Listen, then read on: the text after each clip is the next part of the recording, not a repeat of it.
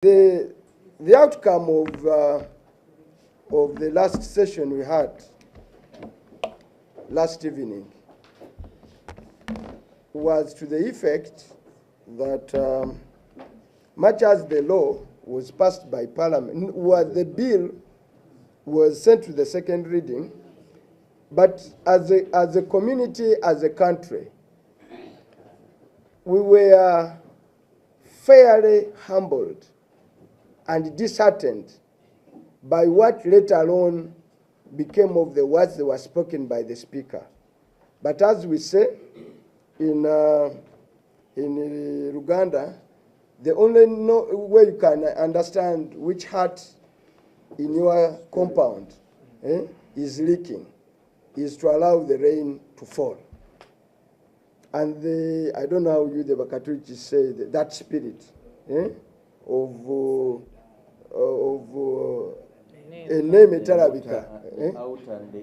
the outer and the inner. But in Islam, the only way you can understand a person is to give that person an opportunity to speak out. Now, the Speaker of Parliament, who by all intent and purposes was speaking and acting for or on the instruction of the President of the Republic of Uganda, uttered words which in any other democratic dispensation and even within our moral and legal framework now renders this law on UCDA literally to collapse. Because he now spelled out the very intent of the people bringing back this law with the President of Uganda, to the effect that this law is targeting a particular community. This law is targeting Buganda. But when you reach, later on Dr. Alume is going to read for you the 70, how many people? 77 people who voted for coffee. Quite a good number are from other regions other than Buganda. But for the Speaker of Parliament, acting on the instruction of the President, to begin to mobilize a National Assembly, to legislate with the intention to weaken a particular tribe or a community, by that very action nullifies this law or this bill.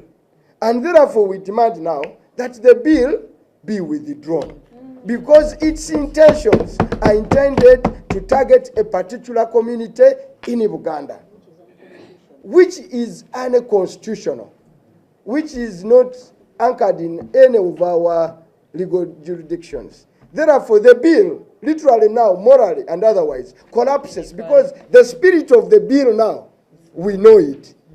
The spirit of the law is to weaken a particular community. We want the Speaker to account for every word she uttered when she instructed staff of Parliament, and I think a given minister of government of Uganda, because Obua, when he's there as the chief whip, by the way, is the minister of a Republic of Uganda. Remember, a Republic of Uganda, not a kingdom of Museveni. A minister of a Republic. So for him to act and implement sectarian instructions is also unconstitutional. And become, even Obua, who also speak and affirmed that he had mobilized on sectarian level and had the numbers, should also resign. So is the other staff of Parliament, who also was instructed to act on instructions that were unconstitutional. And the Speaker of Parliament, we demand an equivocal apology to the people of Uganda, and in particular, to the people of Uganda for targeting them as a tribe, as a region. By the way, those who want to make Buganda look a tribe don't know Buganda. Because by and large, Buganda is no longer for Buganda. Alone. No, Buganda is no longer for Buganda. Is Uganda made simple. You want to say Wachiso or Kampala or Mukono, or Gomba, or Chiboga is only for Baganda. No. When you go to Kayunga, Nakaseke, Kasanda, Mubende, Rakai, Gomba, you are better off speaking Runyankore in so many of those areas. So for anybody who wants to target this region and give it a tribal lens, actually doesn't know how Buganda now looks like today. We are the most highly integrated region. Hospitable. We also hosted President Museveni when the people he loves so much rejected him. He stood there with the Honorable Kutesa and got 3 votes. He couldn't even start his struggle in Ankole, or in Rwakitura, or in Kiriwura, or in Kazo. The people, actually, the people of Bushenyi, when we were fighting Obote, we were singing in Nyamurunga. They were calling Obote Manzi Yetu. I don't know whether you younger people remember those songs. You may not know. The people of Bushenyi, every year, they will call Obote Nyamurunga. They will call Obote Nganzi Emanzi ya Uganda. Emanzi ya Uganda. Emanzi yetu Bote Hangara. And they will pray for Bote. Paka last. So those are the people now they are saying they are so tribal. Therefore the people of Uganda have done their bidding. We're asking the speaker to apologize, and I have summoned the whole caucus of parliament on Tuesday at 10. Caucus of Uganda on Tuesday at 10. And on Tuesday, we will decide a political course. And we will announce it to the country. Time for taking us for a ride must be brought to an end. They've taken Uganda for granted for so long. They've abused our hospitality for so long. We don't even want it. It has in Muruganda. Muruganda njogedde. Kati ebbago lino erina amaaso agagenda nga bagataddeko galubindi zigenda ku tribe. Botunu zigenda ku ggwanga limu nga litagetinze Baganda. Nga speaker yayogedde ebigambo ebyo. Tusaba speaker nti ebbago eryo eritakyalina maaso ga ggwanga lyonna kati lyafudde. Kubanga we are stopped tetukkirizibwa kuyisa tteeka nga lirina amaaso agatunuulidde eggwanga. Ate ye yennyini ye yakireese. Nsibambi edibya mutiti. Ssaabasajja Kabaka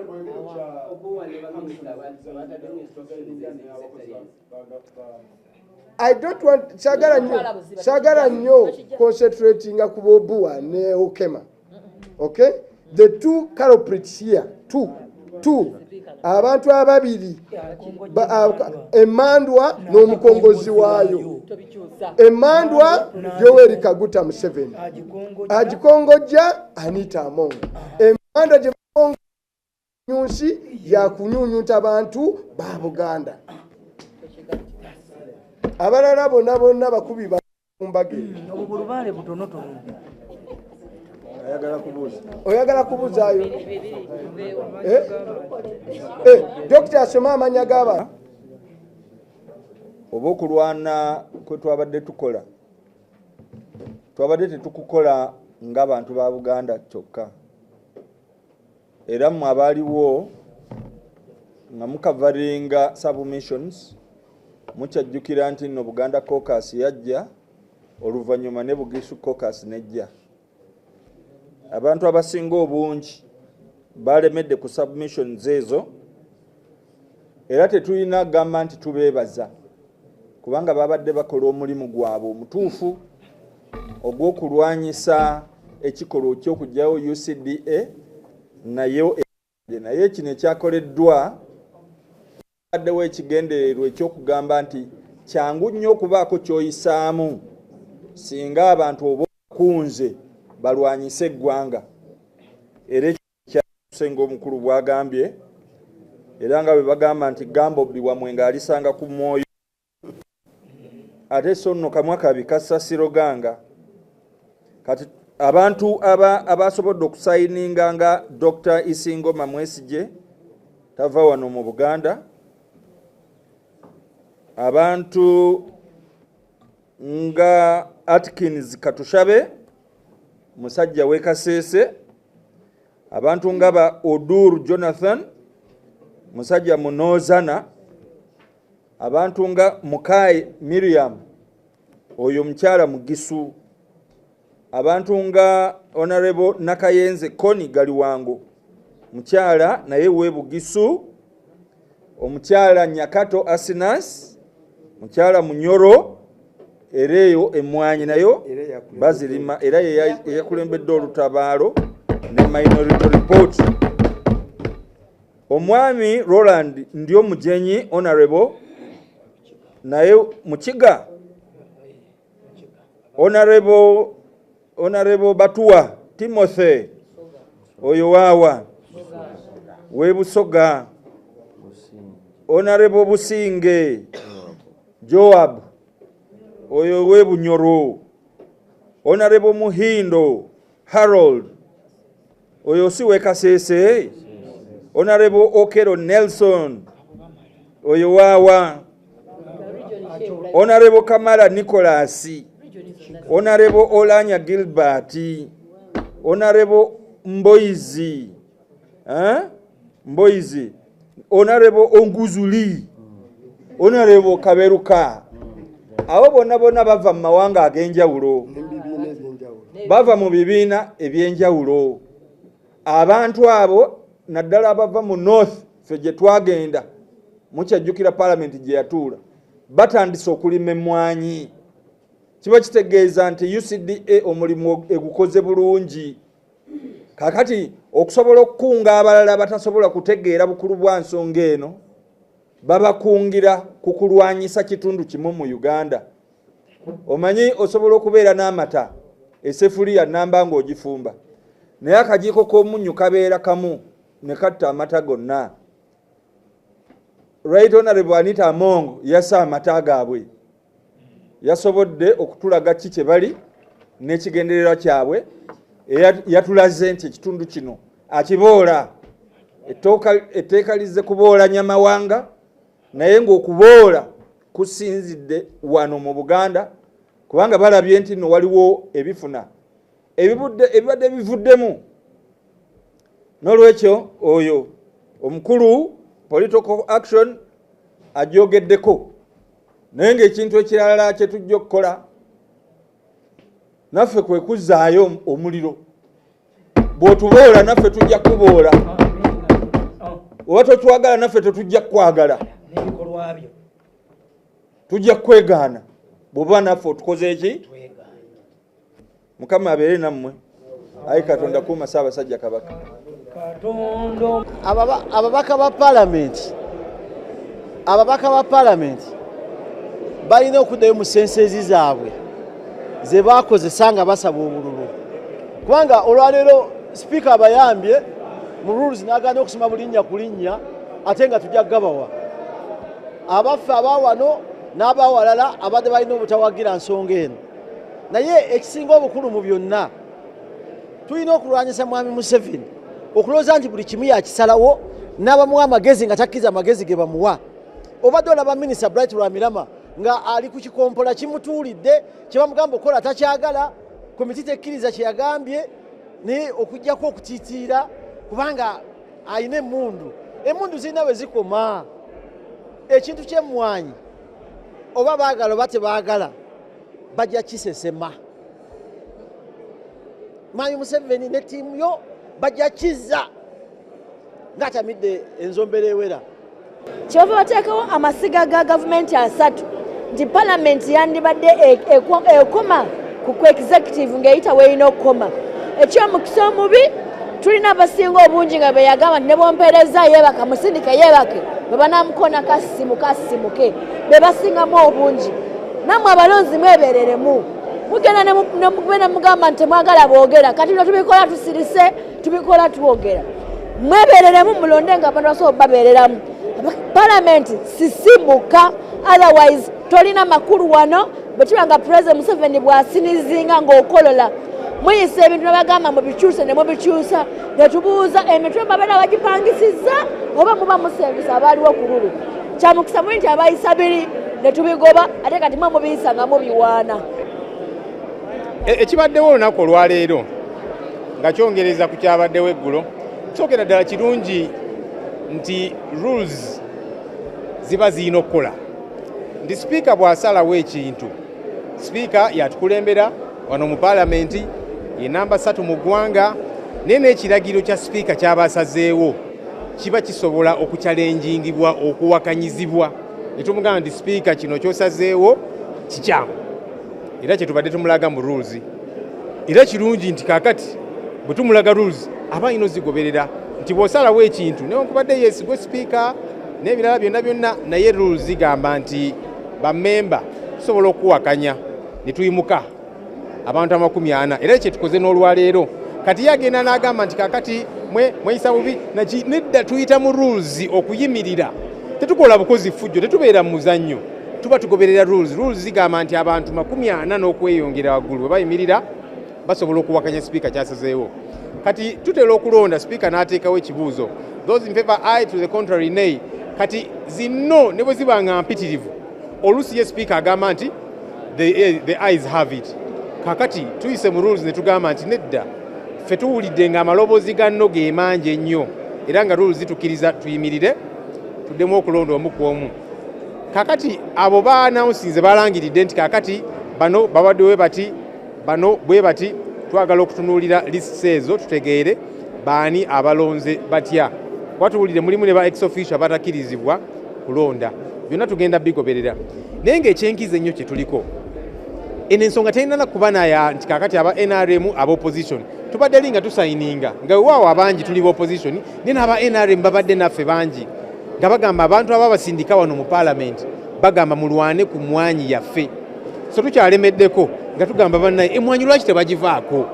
bino bye bagamba nti emyaka 3 emyaka 5 nti obanga agamba nti kale abalimba emmwanyi tubawadde emyaka 3 oba 5 bwe ginaggwa tugitwale ffe nga gavumenti bagitte kyenkana oba bagikwase pineti nga bwe baali baagala okukola tugamba gavumenti muwulirize abantu bagamba emmwanyi mugireke UCDA tetuukiridde nnyo kiri awo naye twagala etereere kubanga already ebadde etambula ng'ekwasaganya obuvunaanyizibwa bwayo nga majority committee report bwe yagambye ng'egamba tewali buzibu naye ate mu kuggwendu nga bagamba nti ate turationalizinge kikyoba otegeeza awo we tukyalemedde era nga tusaba bannayuganda eyo gye muli abalima emmwanyi abanywa kaawa abasomedde ku mmwanyi nammwe mwimusa amaloboozi gammwe kubanga ffe wano yesu tujja kuba emmeeza mu paalamenti naye tekimala bwe tuba nga tuli ffekka mujjukira mutogikwatako abaka baali wano ne bakola buli kye baasobola okukola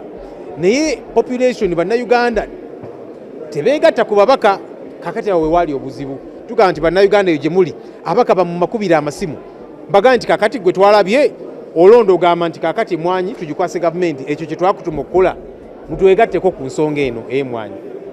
I wish your ex-official members did not participate in the voting because we, as some, might have participated in the voting. We must be able to deal with all of that. But what we are telling government critically, let coffee be. 12.5 million Ugandans are part of the coffee economy. We are going to share the list so that everybody gets to see how people have voted, so that the voters get to see our legislators voting as we sent them. That's very important. Zino listi tugenda kuzifulumya bannayuganda balabe nti omubaka waffe alonze nga ffe bwe tumusuubira okulonda nga bwe twamutuma okulonda oba ye alonze bibye bye bamugamba mu kokasi oba ki ekyo nakyo kikulu kyovudula tugamba bannayuganda mutwegatteko ku kaweefube ono. Kati ku stage eno gye tutuuseewo nze nsimanyi ekisooka the 77 ba members of parliament abasayininze against rationalization of Uganda Coffee Development Authority. Ane nyonga nensima saidi eri lwokuba bw'olabamu babadde beyond 300 plus naye only 150 be basayininze. Kati eyo naye eri sigino y'amaanyi nnyo ku gavumenti nti bannange ekintu kino because out of 300 plus ababadde saidi eri bw'okuba house ebadde ejjudde naye ne basayiningako only 150.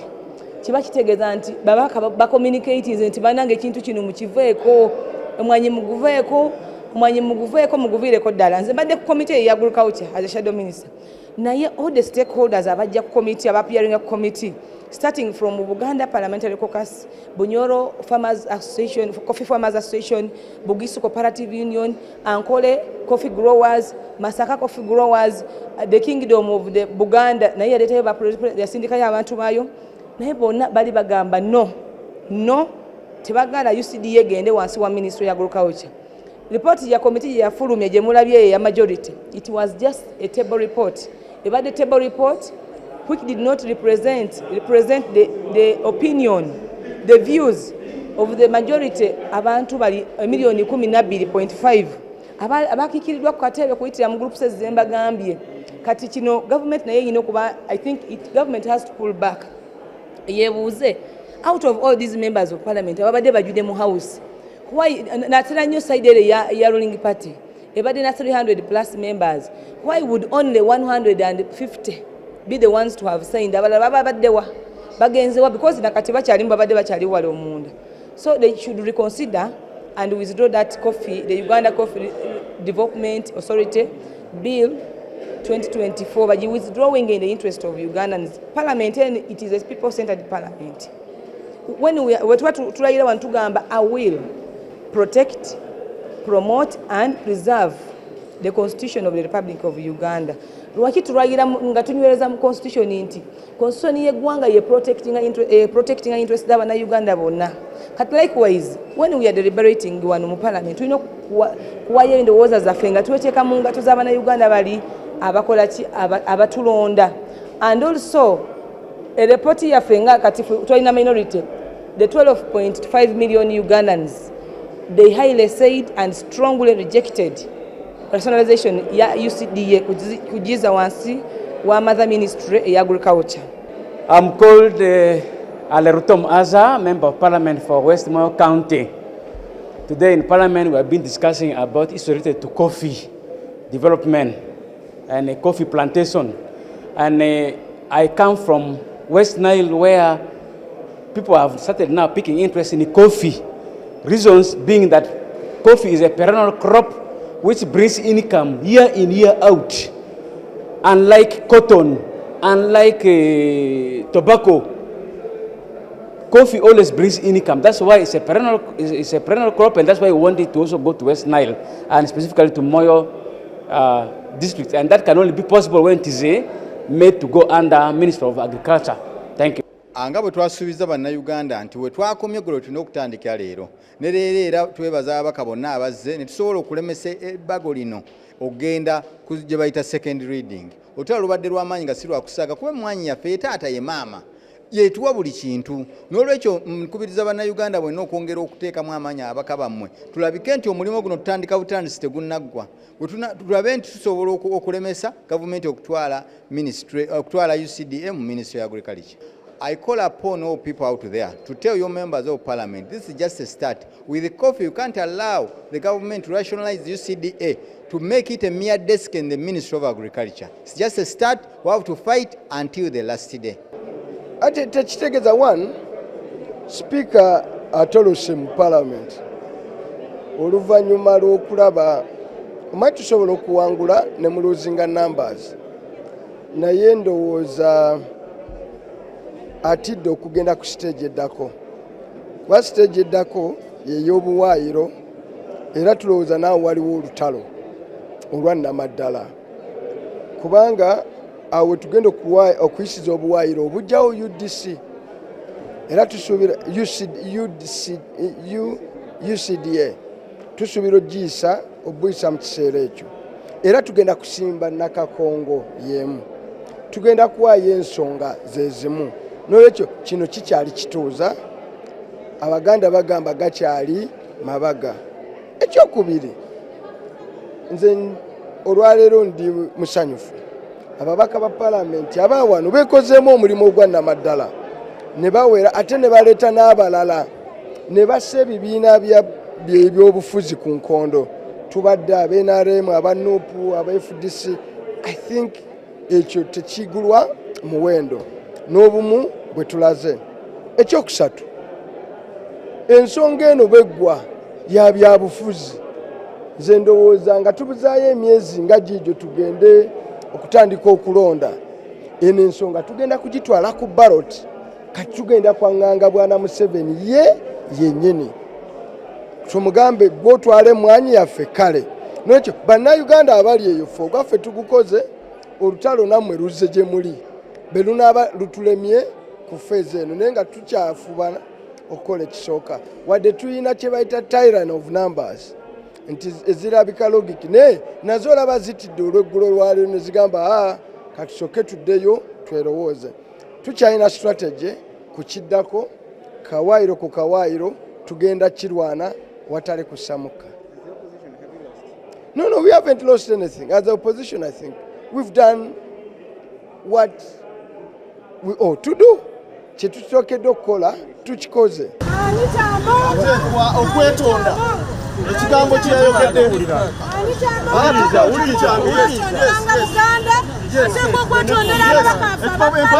tutwala wa speaker. Yes, this is the document. Bring that vehicle. Anita Amongo ayina okwetondera mutwala wona amutwala tugenda mutwala Anita Amongo sala sajja kabako kekokufana watondera Anita Amongo tekokufana watondera saba sajja otekokufana watondera ababaka bafe aba parliament Anita Amongo twagala ekiwandiiko twagala Anita Amongo atekwetondera bannayuganda omukyala mumutekeeri twagala Anita Amongo n'okwetondera bannayuganda bannayuganda Anita tumuwadde ennaku 2 alina okwetondera bannayuganda siyakuzanyirako Anita yetondera abaganda mumutekeeri mu maaso omukyala ayagala kubeera wano kino ekiwandiiko kwata ekiwandiiko kino kiwalire sipiika twala ekiwandiiko kino yes gwani akititte bannamawulire mukwate ono yatwalidde sipiika Anita alina okwetondera abaganda Anita alina okwetondera abaganda bannayuganda abaganda nabo bantu twagala Anita yetondera abaganda walizayinge akola abaganda nabo bantu twagala Anita Amongo ateka okwetondera bannayuganda Anita Amongo ekiwandiiko kino twala mu palamenti ya Uganda Anita alina okwetondera bannayuganda abaganda nabo bantu electoral area yes Katabu Moses nze Lord Councillor atwala ekitundu kino yes obuzibu twagala Anita yayogedde ku baganda ng'agamba abaganda tebalina kubeera mu parliament twagala abaganda betondere abaganda nabo bannayuganda nga bolaba abakyoli nga bolaba abalango n'abanyankole bonna bannayuganda tetusuubira Anita kwogera ku kintu ekyo kubanga speaker wa parliament n'olwekyo batukutte naye ekiwandiiko kikino tubadde tukitwalira speaker wa parliament era tujja genda maaso tumuwadde ennaku ntono nnyo